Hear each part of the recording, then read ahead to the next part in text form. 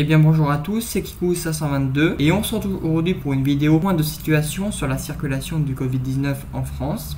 Donc ça fait un certain temps que je n'ai pas fait de vidéo, exactement depuis le 31 mars 2021, date à laquelle les annonces de mesures de freinage massive à l'échelle nationale et de fermeture d'écoles avaient été prononcées par le président de la République lors d'une allocution à 20h. Donc l'objectif aujourd'hui, c'est pas forcément de débriefer et d'annoncer les mesures politiques qui sont mises en place, mais plutôt de décrypter la situation sanitaire avec des chiffres grâce au site Covid Tracker de Guillaume Rosier qui l'actualise quotidiennement. Et je le remercie vraiment pour cette vidéo et pour toutes les vidéos que j'ai pu faire. C'est en partie grâce à lui. Donc on va rapidement faire un tour des indicateurs nationaux. Donc on a un taux d'incidence qui est bas, qui est en dessous de 50, donc du seuil d'alerte de l'été dernier, à 29 et qui est en baisse d'environ 40% par semaine. Un taux de positivité qui s'approche des 1% et qui est toujours en baisse. Et une tension hospitalière de 1 tiers environ. Donc c'est-à-dire que les lits de réanimation sont, si on ne prend pas en compte l'augmentation des capacités, occupés à 1 tiers seulement par des malades du Covid.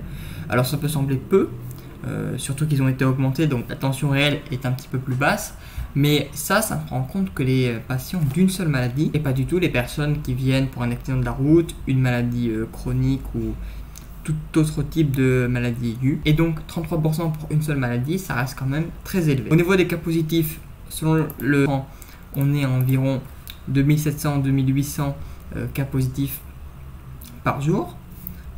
Et au niveau des réanimations, un peu plus de 1703 personnes en réanimation. On baisse environ de 19% par semaine. Ensuite, cette carte de France, où vous pouvez voir selon les couleurs les départements en fonction de leur circulation virale.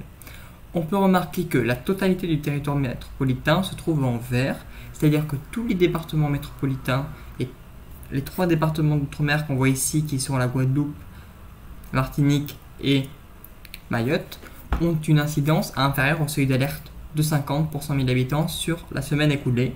C'est très positif. Il faut savoir qu'il y a encore à peu près 2-3 mois, tous les départements étaient en rouge.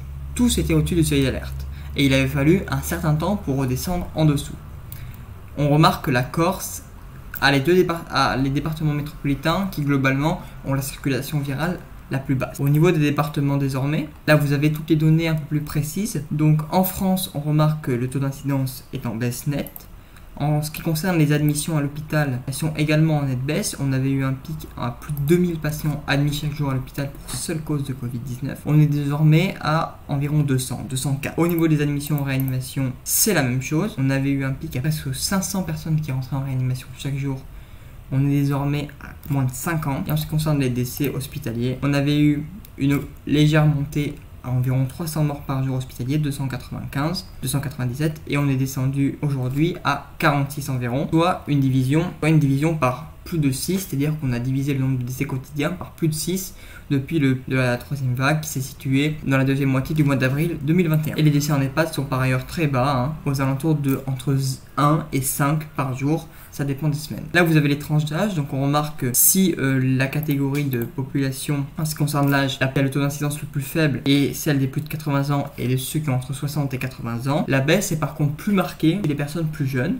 Également parce que la réduction des contacts sociaux les concerne déjà plus directement, et aussi parce qu'ils partent de plus haut, donc forcément la baisse est plus impressionnante chez eux. Ensuite, vous pouvez voir ici département par département et remarquer que la totalité des départements métropolitains ont une dynamique totalement positive, avec des baisses allant de moins 40 à parfois plus de moins 60%.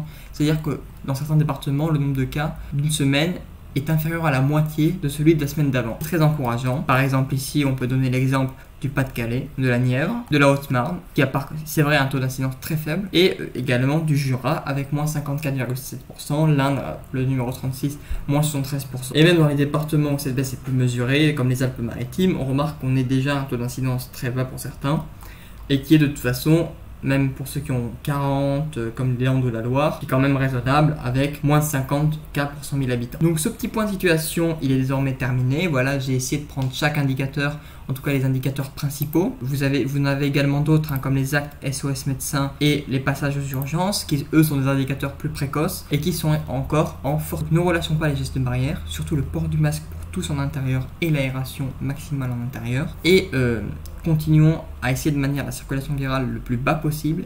Je pense que tout le monde a pu le remarquer, plus la circulation virale est basse, moins les mesures sont contraignantes. Clairement à certains qu'il faudrait faire croire qu'il y a que plus on laisserait la situation se dégrader, plus on pourrait profiter de l'économie et de nos droits. C'est faux. C'est affirmé par de nombreuses études à l'international. Les pays qui ont le mieux respecté les droits civils et également mieux sauvé leur économie sont les pays qui ont le mieux maîtrisé l'épidémie. Et c'est quasiment valable pour la totalité des pays. On trouvera une ou deux exceptions, mais globalement, c'est une tendance qui se dégage nettement. Donc n'hésitez pas à vous abonner à la chaîne, à liker cette vidéo et à me dire en commentaire ce que vous voudriez que j'améliore pour les prochaines fois. Merci à vous de m'avoir écouté. Au revoir.